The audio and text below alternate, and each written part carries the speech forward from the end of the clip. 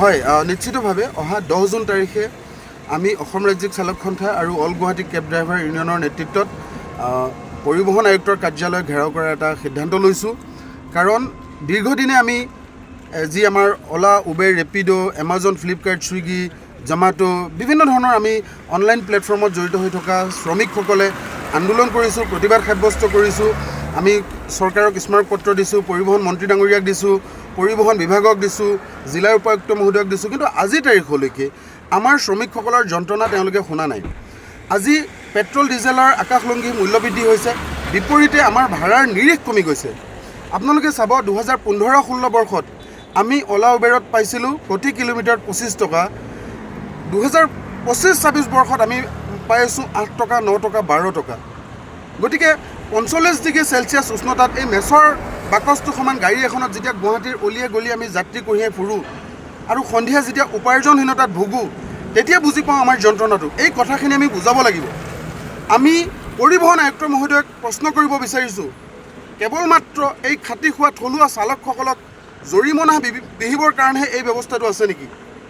আমাৰ প্ৰতি চৰকাৰখনৰ দায়িত্ব আছেনে নাই আমি প্ৰশ্ন কৰিব বিচাৰোঁ। কেৱল মাত্ৰ পুঁজিপতি বনিয়াক ৰক্ষণাবেক্ষণ দিবৰ কাৰণেহে এইখন প্ৰশাসন আছে নেকি, এই চৰকাৰখন আছে নেকি? গতিকে আমাক উত্তৰ দিব লাগিব যে বৰ্ধিত পেট্ৰল ডিজেলৰ মূল্যৰ বিপৰীতে ভাড়াৰ নিৰিখ আজিলৈকে কিয় প্ৰস্তুত কৰা নাই? আজি তিল তিলকৈ এই সমাজখন ধ্বংস হৈ গৈ আছে। কোন আহিব ভৱিষ্যতে অনলাইন প্লেটফৰ্মত জড়িত হৈ স্বাৱলম্বী হ'বলৈ? কোন অসমীয়া সাহস কৰিব? মুখ্যমন্ত্ৰী মহোদয় যেতিয়া আমাৰ কেব চালকৰ কথা কয় তেতিয়াই ক'ব চিনাকি অচিনাকি। আমি তেওঁকো অনুৰোধ কৰিছোঁ যে আমাৰ মাজত থকা অচিনাকি ব্যক্তিসকলক আপুনি চাফা কৰি দিয়ক।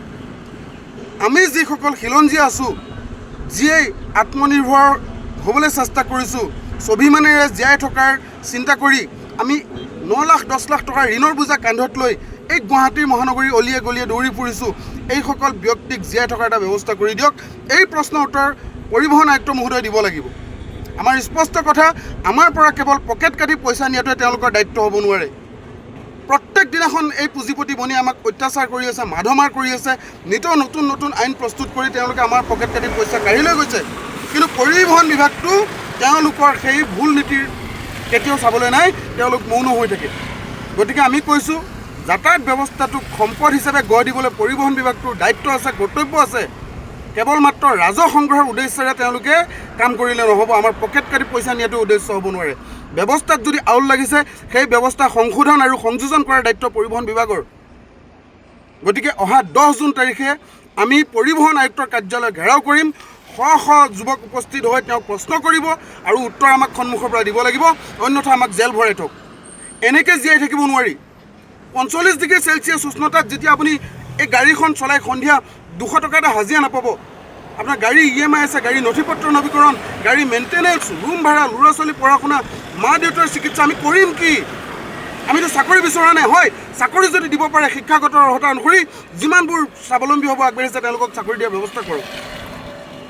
আমি নোৱাৰা হৈ গৈছোঁ। গতিকে 10 জুন তাৰিখে প্ৰত্যেকগৰাকী অনলাইন প্লেটফৰ্ম কৰ্মী ঐক্যবদ্ধ হৈছে আৰু উত্তৰ দিব লাগিব। ধন্যবাদ।